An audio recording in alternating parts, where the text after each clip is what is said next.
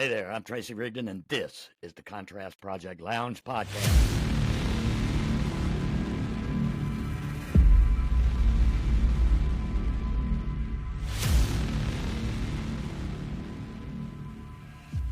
In this podcast, each episode is a journey through captivating interviews, engaging dialogues, and personal anecdotes that explore the depths of arts, culture, politics, and everything in between.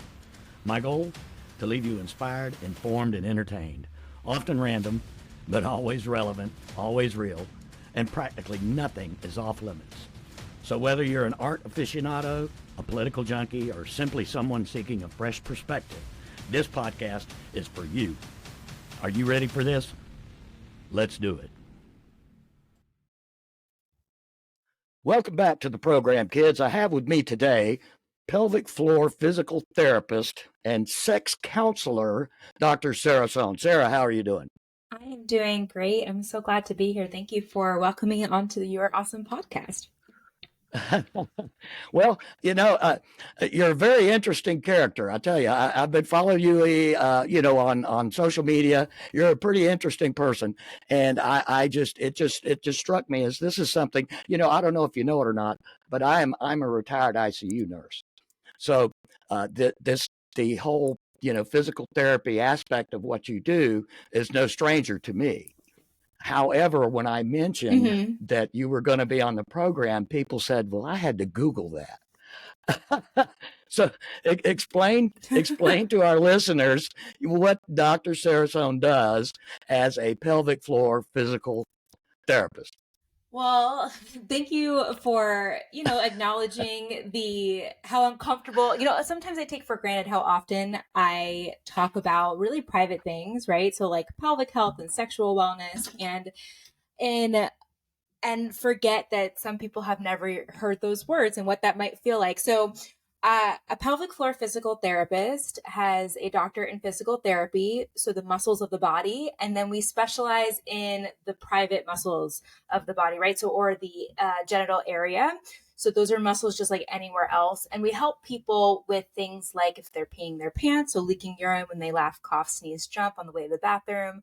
We help people with pain down there, so like pain with ejaculation or pain with insertion with sex. We help people with any type of change over our lifetime, whether it be pre-pregnancy, post-pregnancy. I help all genders as we, age and have surgeries, those type of things with any physical aspect of that area of the body. But I always say that people aren't just tissues, right? So I also went to school for sex counseling to be able to not just help people with the physical aspects, but a whole person to feel safe in their body and enjoy intimacy if that's important to them. Right. Well, I would hope that it's important to everybody. Now, share with our listeners and viewers here on the podcast your journey from being a physical therapist to becoming a sex counselor and what inspired that transition. It's interesting because, from the youngest age I can remember, I've always been a curious person and that person that loved to talk about taboo topics. Even when I was in preschool, my teacher called home laughing because I had taken one of my mom's medical textbooks. She's an OBGYN, and I had brought it to show and tell, and I was showing the whole class like the cervix and the uterus. And they, so at a very young age, I had curiosity of like leading in this space, I think. Different kind of person. And now as I got older, people just always felt comfortable with me. It was just where I excelled to be able to help them with really intimate things. And so when I went to school for pelvic floor physical therapy, it's interesting. You can become a leading specialist, right? Like you can be a pelvic floor physical therapist that is a specialist in pelvic pain disorders, or you can be an OBGYN like my mother who specializes in pelvic pain or something like that, and still have never had formal education on sexual wellness, which is why bridging that gap and helping people to lead in that space, it was a need that I wanted to fill. and feel really passionate about. So, I think the thing that usually fuels us is anger. I was angry. I wanted to be able to help my clients with the things that they needed most, and myself, right? I was angry that I didn't understand certain things about my body, about my own sexual wellness, and it's kind of catalyst for change in those areas. And it's fun too. It's fun work. And it's fun too, right? Well, just like you were, explaining uh, the issues that can arise um, in the pelvic floor, and with say, for instance, postpartum and that kind of thing. It really is a crucial aspect of a person's overall well-being. Yeah, and it's life changing. If like I said, I do see all genders. So if you're somebody that is having, doesn't feel confident about their body because maybe you're leaking urine a little bit, or maybe, Mm-hmm. things just have changed over time and intimacy doesn't feel like it did before, and things are hurting or just not uh, working the way that we want them to, or whatever.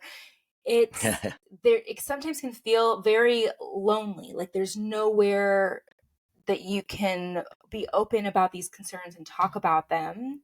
And so it's a very rewarding career being able to hold that vulnerable space for people and truly help them change their lives when they can. It's not just be intimate. You can do all the things in your life without problems, and feel better with that area of your body. It can feel very Mm-hmm. liberating. Yeah, I can only imagine. And you touched on a couple of things, already. But what are some of the common issues related to pelvic floor dysfunction that individuals may not be aware of? I think sometimes people aren't aware that these are muscles like anywhere else in our body, but in an inconvenient place. And so that there's solutions just like anywhere else in our body, right? If we had surgery on our shoulder, we would probably have some rehabilitation for it. If our shoulder was hurting, there would be rehabilitation for it. If our shoulder felt Hmm. like it was falling, there would be rehabilitation for it. So similar to other Yeah. parts of the body, those are some of the complaints people will complain of. They'll say things feeling like I can't make it to the bathroom in time. I'm having to like keep a thing next to my bed, or I'm leaking urine. I'm having to change pads or something like that, or Yeah. things are hurting during intimacy, or things feel heavy down there, or it hurts on my tailbone every time I sit, or I'm running to the bathroom and I can't make it in time. I'm worried that I'm gonna poop myself, right? So Right. I really help people with pee, poop, and sex. Nobody talks about pee, poop, sex, and genitals more than I do. That should be on a T-shirt. I don't know. Now your role as a sex counselor, it complements, naturally the work as a physical therapist.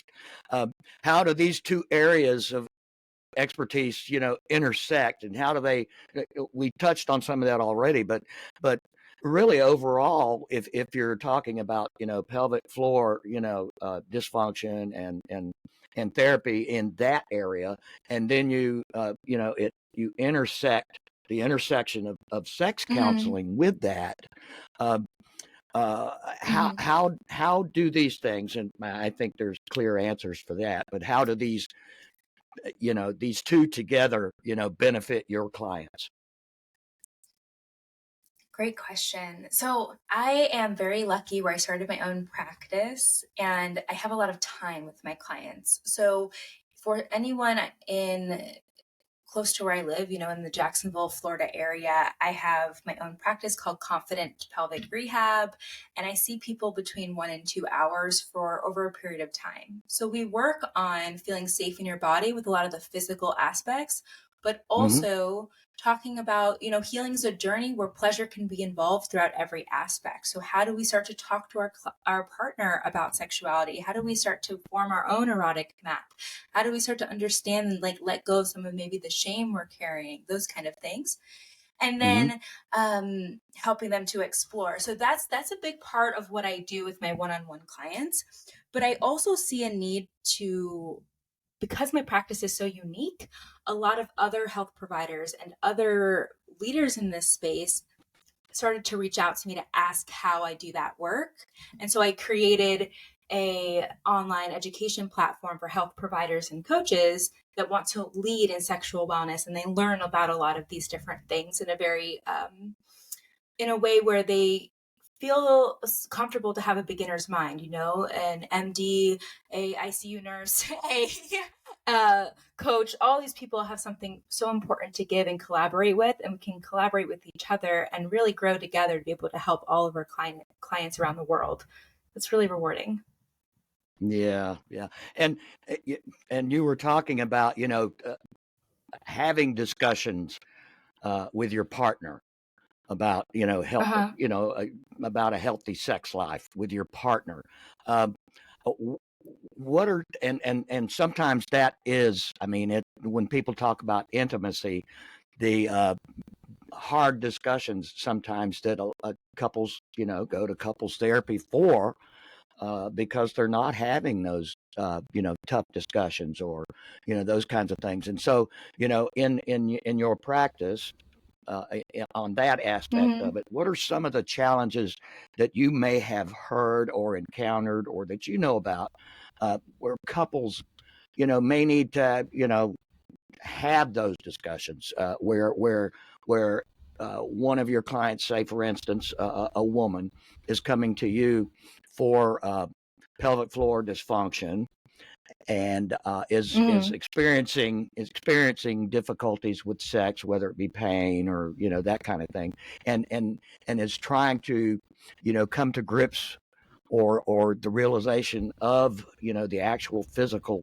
dysfunction, and the part where she has to uh, discuss that with her partner. Yeah. So, I work in conjunction with therapists. So I love that work because therapists really do help people with mental health disorders and to help people to really Mm-hmm. um, work through trauma and shame. And when you're talking about sex, a lot of times there is it can be in conjunction with trauma and shame that needs to be something to be supported with. However, what I find when someone's having a physical concern is that there's often, and not always, but often this feeling of, I need to be fixed, and then I'll have this great sex life with my partner. I need to be fixed, and then I'll have a great sex life with my partner. And what I like to invite early on is a conversation around bodies change over time. Your body is changing. At one point, your partner's body is going to change too. And letting them into that vulnerable conversation of what can intimacy look like right now. I'm not doing anything wrong. You're not doing anything wrong. But how do we support each other throughout all the stages of this healing process? And then I can do that for you one day when your body changes too. It's an Mm-hmm. invitation that nobody's body has to be fixed. It's just there's pleasure and intimacy can be part of the healing process, not something that comes after when one Mm. person is, in quote, you can't see me if you're listening to the podcast, but in quote, fixed. So it's more of an Yeah. invitation of collaboration than anything else. Absolutely, absolutely. That brings up the topic that I'm actually going to have several guests on during the upcoming months, about body positivity, body dysmorphia, that kind of thing, and as part of the aging process, like you said, our bodies change, and folks sometimes are still having issues with that, with the skin that they're in. Mm. Yeah, that's a hot topic for me personally because I share publicly that, I've personally lost 100 pounds 3 times, meaning I've lost it, I've gained it back, I've lost it, that kind of thing. And so, having lived in many different sized bodies, learning and seeing how society treats different sized body, nobody, especially if you're a woman, I would say, but all genders, is is it's not like you're one size and then magically you're not put into harm by some of the messaging around bodies, right? Like throughout every size that I've been, I have felt harmed by messaging around bodies. And so feeling safe and at home in your body is a huge component of the work that I do and something I feel passionate about, because for a long time I didn't feel at home in my body. And that's true even if you want certain aspects of it to change. I look at it like, I love the concept of body neutrality. I don't know if you've heard of that, over body positivity. Yes. But Mm-hmm. how do we Yeah. create, right? Like, how do we create this neutrality of, this is my body, this is my home, and even if I want certain aspects of it to change, it's not occupying so much mind space. It's not taking up so much part of my identity, of my value in this world. It's just one part, one aspect of me. And I try to look at the sexual wellness healing journey like that as well, because oftentimes those things come up and they affect intimacy of, you know, Mm-hmm. I might not like this certain aspect of my body or this, but how do I still have the duality of pleasure and not let it take up mind space where I'm not present in the moment? Right. Right. Yeah, it's something that and that there's been quite a movement in the last decade, I'd say, or even more. I actually did a podcast on body positivity, neutrality, dysmorphia, uh, uh, season 3, I believe it was, and I've met a lot of people. Yeah, I met a lot of people who you know, are very much involved in the movement of body positivity. Like I said, I'm interviewing Ebony Williams this next week Mm. on that topic, and she is someone in the community who has gone through some trauma, and she admits all of it. So she wouldn't mind me talking about it here. She has gone through childbirth and experienced a lot of stretch marks from childbirth, and has just, you know, over time, and she's now pushing. I think she's coming up on her 50th birthday, something like that. And she does fashion shows, and runway shows with models who experience the same thing, and she sells lingerie uh, to plus size women or women. You know, there's a whole group of them that get together and they talk about, you know, hey, this is me. I'm comfortable in my skin. I've heard, it's actually a funny coincidence because I've actually been in conversation with her, and Mm-hmm. um, some of the participants in her program have really raved about it. So that's actually how we got connected. Was the one of the participants was saying how it was really helping her, because it's so Yeah. much of that is embodiment, right? It's not just talking about it in theory. Like I always say, Mm-hmm. our job, if you lead in this space, whether it be pelvic health, sexual wellness, or healthcare in general, is Mm-hmm. not, it's not just to provide information, but it's really to provide where someone can integrate that into their life and transform their life. And so something like that program is such a great example of like being able to embody a more confident Mm-hmm. person, right? Being able to embody a person that it just exists in their body the way it is right now, Right. and is celebrate and allows that celebration. It's really beautiful.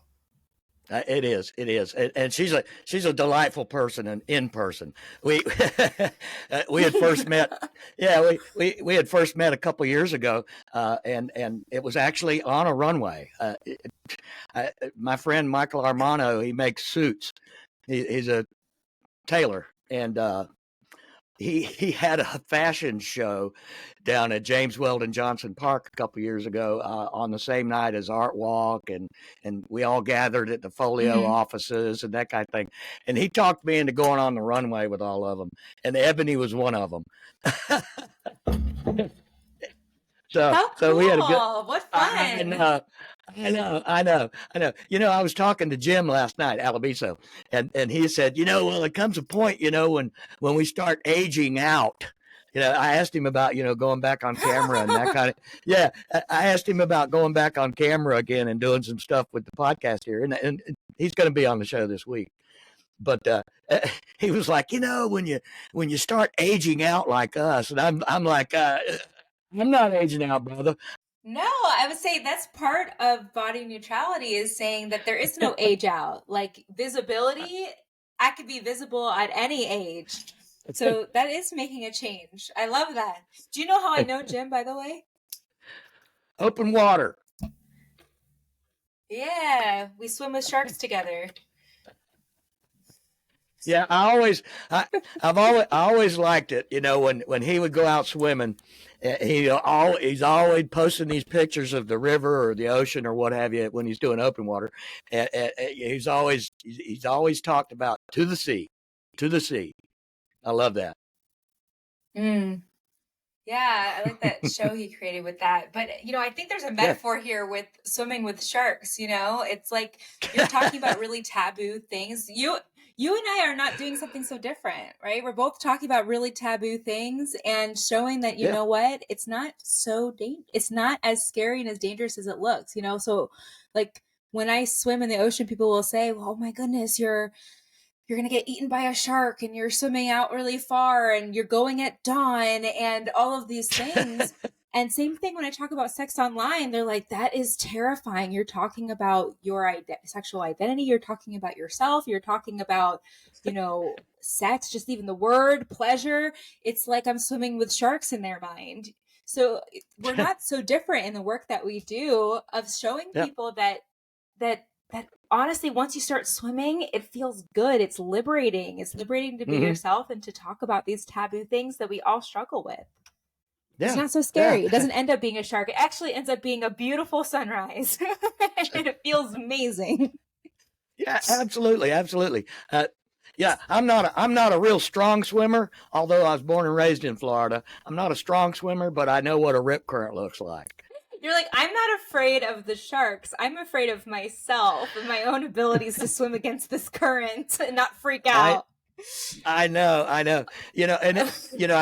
actually did a podcast about the rip currents and all the people that unfortunately succumb to them, and it seems it's like more often than not, it's people that aren't from around here. A lot of us that were born and raised around the seashore know what to look for, and for the most part, uh, you know, I say for the most part that the people that go out in the ocean know how to swim. The ones that don't know how to swim, they need to stay out of the water. It's horrible, but Or it's funny. I'm a creative in general. Like I love theater. I love poems. Even right behind me, I have an entire stack of like poem books. Like before I'll go on a podcast like this, I sometimes read one. And so there's so much as you're talking, there's so much metaphor and like poetry. I'm like, I need to write a little poem book that's just about sexual wellness and the ocean, because there's just so many metaphors here as you're talking that I'm hearing in my mind that I'm loving. And you know what? That's a good topic for your next book. Oh, thank you. Yeah. Why not? Courtesy of Tracy. I'll put you in the acknowledgments of my Get Wet with Sara book. That like they say, ideas are a gift. Ideas come to you. It's what you do with them that shows your success. So ideas come to people. It's like a gift. You wake up, a lot of writers will tell you, they wake up in the middle of the night and something hit them and they got to jot it down. Well, that's how all great ideas just come to you, and then it's what you do with it that matters. And that's and then I look at that even with the work that I do. So I try not to be, sometimes if you've ever been to a pelvic floor physical therapist or anything, there's like a prescription of like, here's the things that you need to do in order to get better. Do this 3 days a week and you'll get better. And I really try to look at everything that I do with people, because the reality is that people are busy. I'm usually seeing people with one job, two jobs, kids, like just a whole life. And I look at everything that I do in this world as a gift.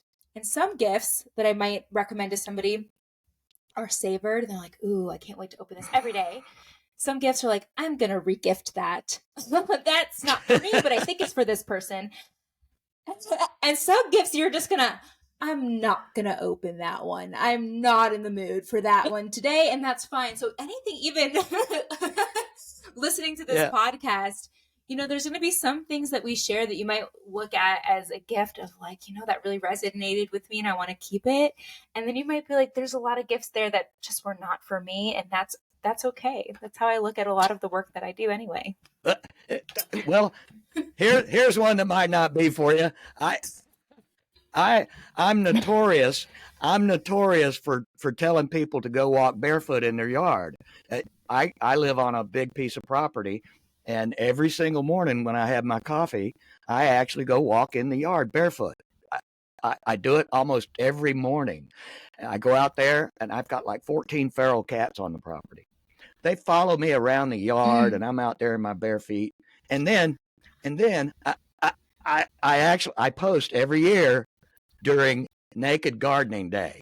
Everybody's like, I started getting notes from people. They're like, are you going naked gardening again today? I completely understand that sentiment. There's a reason, even when I go swimming, like we were talking about the ocean, every time I put on a bathing suit, I'm slightly pissed off at society that I have to put on clothes to go for a swim, because there's just some things I feel like that I just rather, I wear one. If you see me at the ocean, I will be in a bathing suit. But like there's some things in life, I feel like gardening and swimming, why are we putting on clothes? So the idea of being barefoot, and I'm imagining in my mind that I'm just going to be like, feeding the turtles. This sounds amazing. Well, there's been research on that whole grounding thing, going barefoot in the grass. It's right. You get grounded and the vitamin D on your face while you're drinking your coffee and connected with the earth. Plus, you said you grew up here in Florida. I feel like that's how you know when someone's from Florida. They're usually barefoot and maybe in flip flops if you're lucky. I am barefoot, even the professional shoes of a Floridian. I know. Well, since we're from the waist up here on camera, trust me, I'm barefoot and I got my shorts on. Barefoot too, and I got shorts on too. So there we are. That's how you know we're Floridians with open minds. That's right. That's right.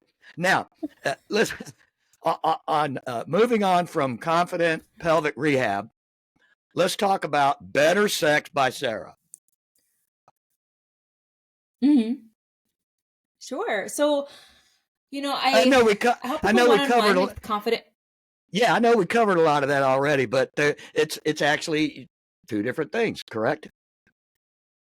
Two different businesses. Yeah, exactly. Because yeah, it is.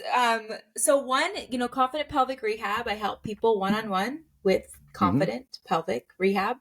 And it's also where I do my one-on-one sex counseling.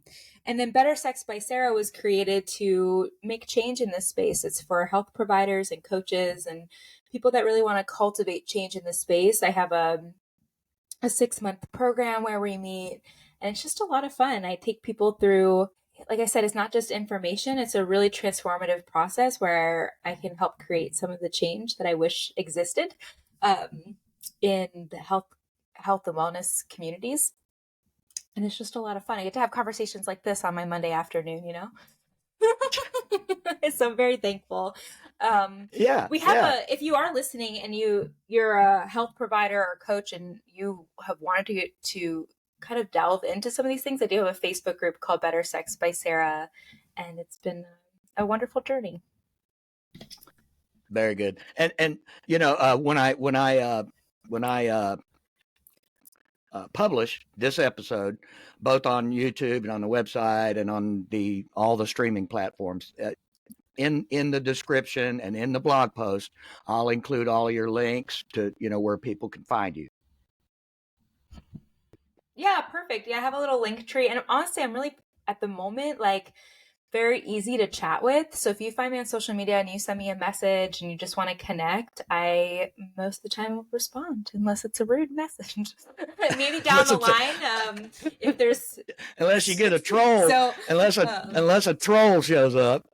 Right. Like as my audience grows and builds, I know that I might not always people might not always have that close of access to be able to speak with me. But at the moment, I don't have to go through trolls or anything like that. I've been really, my profession and me have been really respected online. I'm very thankful for that. That's good. That's good. That's good. I get trolled like crazy. I mean, Uh, it's funny because I for the longest time I didn't want to name my business Better Sex by Sara because I was really worried that people would think Better Sex with Sara, and I was like, that's a very different business. No, there's no judgment of that business, but it's not mine. right, right, right. Now, now, uh, since we're being candid, since we're being open here, I noticed too on the Better Sex by Sara that Dr. Sara Sohn also has a list of the best sex toys. I do. You know, I like expect. And what's really cool is that when you help people to bridge the gap from unwanted pain to pleasure, you realize that there's Mm-hmm, not a lot of toys that are inclusive for all bodies. So mm-hmm. so finding the toys that are adaptable for many different types of bodies is one of the joys of my life. Because people think that it's like, oh, I'm going to buy this toy and it's just going to do this magical fix. And it's not. It's like how you're using it. It's the feeling behind it. It's the novelty that's being created. It's the connection that's being created. It's maybe the scary jump and that stretch with someone that's vulnerable or even on your own. So kind of guiding that for all different types of bodies is one of the joys of my life. So yeah, I do have a guide towards sex toys, and it comes with a little video that walks through kind of different ones that you could look at, and even how to think about toys differently, because it's not always something that rumbles or vibrates. Like sometimes um, things around your house can really help to spice things up and make Sure. things more fun when thought of in those ways. So sex is one of those things that's cool because it can create intimacy, can make us live longer. It could be a fun activity, all of these things, and um, it doesn't have you don't have to go buy really expensive things, which is great. Right. Right. Right. And that that brings to mind. I just had a memory from when I was working in the hospital. For most of my time in the hospital, it was night shift from 7 in the evening until 7 in the morning. And late at night, we'd be sitting around at the nurses' station chatting. And for the most part, where I worked, the majority of the nurses I worked with were women. Mhm. Early on, now there were more men, later on in the trauma setting and ER and that kind of thing, but and the ICU. But I remember one night at Baptist ICU downtown. I was in there, and the subject came up, dildos. Okay. and, and one of yeah, we were just chatting, and one of the girls said, she was just cutting up, just they were all laughing and cutting up, and one of the gals, and we were all about the same age too, and I'm 63 now, but one of the gals, she says, I just can't keep enough batteries for mine, and one of the other girls said, you need to get a gas powered one. That's funny. Yeah, one just got a pull rope on it. I It was appreciate I feel like when you think of the emergency room, right, you think of just like so much, like you just think of so much stressful environment. And so just being able to be lighthearted and have fun with each other in that way is, that's nice. well, That makes me one happy. one one thing you will know, uh, running into critical care nurses, all nurses really, but critical care nurses, trauma nurses, that kind of thing, which I did for almost 22 years. Uh, um, a lot of us have some dark humor. There's some dark humor, and they joke about some things that they joke about things that other people probably wouldn't laugh at. Yeah. I mean, sometimes that's a response to like when we're like, if you're seeing a lot of trauma, like Yeah, I think that a lot of people, that's a an adaptation for them. And I always say too, it's like the best artists in the world oftentimes are fueled by not necessarily something bad that happened, but by anger, by being like, oh, I wish that this was different. Yeah, yeah. And so for me, that's the best comedy is when you just look at the life around you and you can see how I wish it could be different and create, Right. make people laugh with it. Like I wish I have that Yeah. power more so sometimes. Yeah. Well, George Carlin, the late great George Carlin, used to joke. He used to say, he said, I don't give a damn. You can make fun out of anything. He used to say that in one of his routines. You can make fun of anything. It's fun because I talk about such a taboo topic for many. I am working hard at becoming a great storyteller. I want to be a really great broadcaster, some of the skills that you naturally have, it seems. And so I go to things like improv and acting classes and whatnot. And I have been heavily contemplating going to a stand-up class just to learn how to create light energy like that and laughter, because I find myself hilarious. Like the people that know me, I make a joke that I find absolutely hilarious. But I don't think I'm very good at bridging that gap yet with some of the more sensitive topics that I talk about, and I really would like to. So next time I'm on your podcast, maybe I'll really I'll show and tell some of my great humor. Okay, we can do that. Well, I tell you what, I've got one last question for you, Sara. I don't want to take up too much more of your time. I'll be going into some more. I've got to read some more notes for this evening. Got another podcast later on. As a pioneer, we're gonna say you're a pioneer in the field of pelvic health and sexual wellness. What are some of the latest trends and advancements that you've observed in your practice, or you may have seen in other practices around, and what do you envision for the future of this field?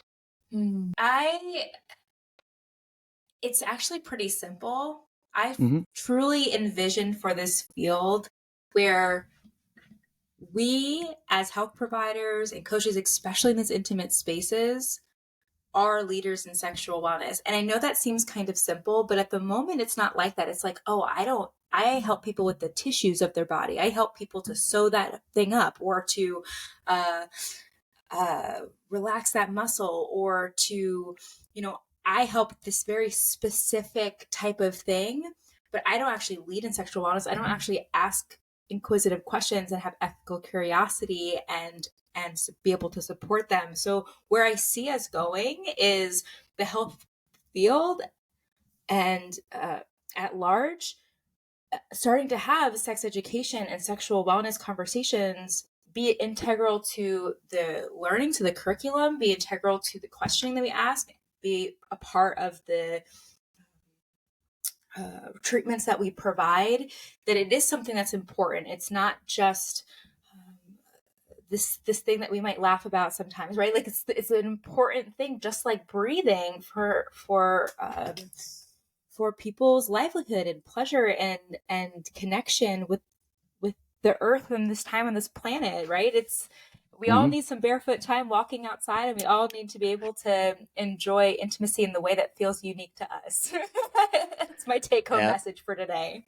Well, absolutely. It's been a pleasure and joy to speak with you today, Sara. I hope that we can have you back on the podcast again someday. Thank you. Anytime. This really has been a joy. Thanks for making this fun, lighthearted, and anyone that ever listens to this and you want to connect, feel free. I can't wait to chat with you. Absolutely. I want all my friends, fans, and followers to, when you see the blog and you notice the links that I'm going to provide to Sara's businesses and some of the stuff that she is doing for the community and the public at large, don't forget to click on those links. Thank you. I love that. We'll see you, Sara. Bye for now. Well, that's a wrap. Another fantastic episode of the podcast. You can find us on all the social media platforms, wherever you surf, Facebook, Instagram, Twitter X, Threads, wherever. Don't forget to like, share, and comment.